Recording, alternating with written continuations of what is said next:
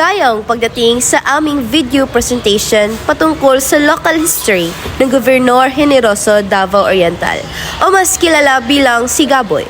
Ang bayan ay naging opisyal na munisipalidad noong 1948 at ipinangalan kay Sebastian T. Generoso, dating gobernador ng Davao.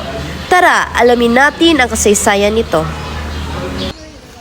This is mine! At sa araw na ito ay ating bibisitahin ang Municipality of Gobernador Generoso ng Davao Oriental.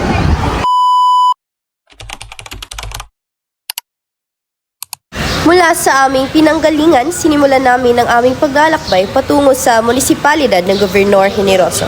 Habang binabaybay namin ang daan, mas lalo naming napapansin ang payapang kapaligiran at likas na kagadahan ng bayan.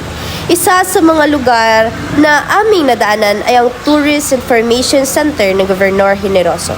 Ang sentro ito ang nagbibigay ng mahalagang impormasyon sa mga turista tungkol sa mga kilalang pasyalan, kultura at iba pang maaaring tuklasin sa bayan. Ipinapakita rin ito ang mainit na pagtanggap ng Gobernador Generoso sa mga bumibisita. Matapos naming madaanan ang Tourist Information Center, ipinagpatuloy namin ang aming paglalakbay hanggang sa marating ang munisipalidad ng Gobernador Generoso, ang sentro ng lokal na pamahalaan kung saan isinisagawa ang iba't ibang serbisyo at programa para sa mamamayan. Dito rin nagsisimula ang mas malalim naming pagtuklas sa kasaysayan ng bayan.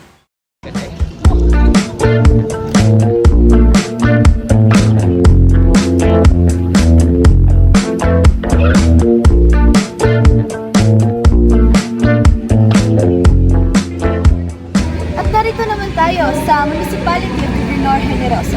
Ito ang sentro ng pamahalaang lokal kung saan sinisagawa ang mga iba't ibang programa at serbisyong kailangan ng mga mamamayan. Dito ginagawa ang mga mahalagang desisyon para sa kaunlaran, kapayapaan at kauyasan ng aming bayan. At sa paglipas ng mga taon, malaki ang naging papel ng munisipyo sa pagpapaunlad ng infrastruktura, edukasyon, kalusugan at turismo. Hanggang ngayon, patuloy itong nagsisilbi sa bawat mamamayan ng Gobernador Generoso.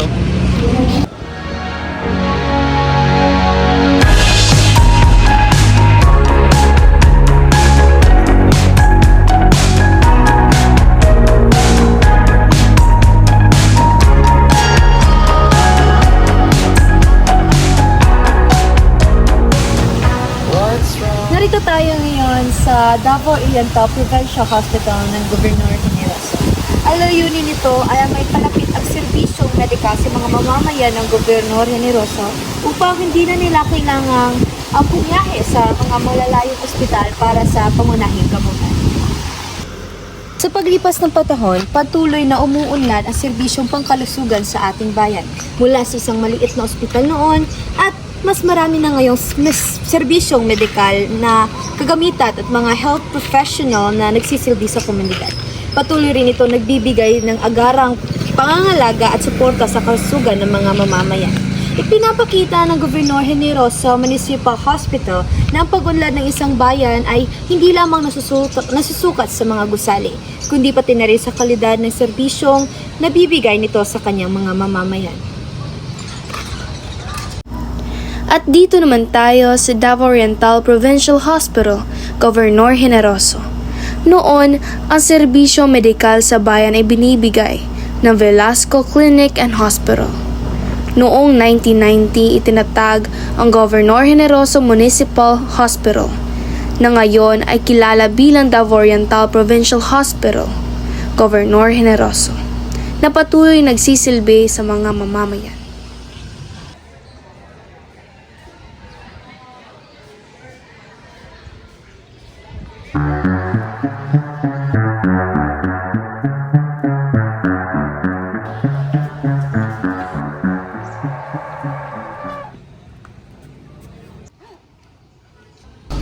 Ba kung ano ang pinakamatagal na paaralan nandito sa Gobernador Generoso? Ano kaya? Uy, mauwi dire! Narito tayo ngayon sa Marino School Sigaboy Incorporated o mas kilala bilang MSSI.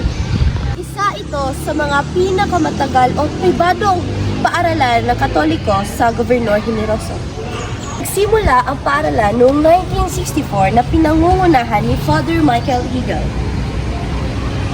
Tinatag ang paaralan upang mabigyan ng dekalidad. Isipin mo, ilang taon mula ngayon, baka mapanood natin ulit ang video na ito. Hindi lang natin makikita ang mga lugar na ipinakilala natin sa Governor Generoso, kundi maaalala rin natin ang mga tawanan sa likod ng kamera. Ang paulit-ulit na takes at ang mga simpleng sandaling pinagsaluhan natin sa paaralan. Habang ginagawa natin ang project na ito, hindi lang pala tayo nagdodocument ng mga lugar. Gumagawa rin tayo ng mga alaalang balang araw tatawagin na lang nating high school memories.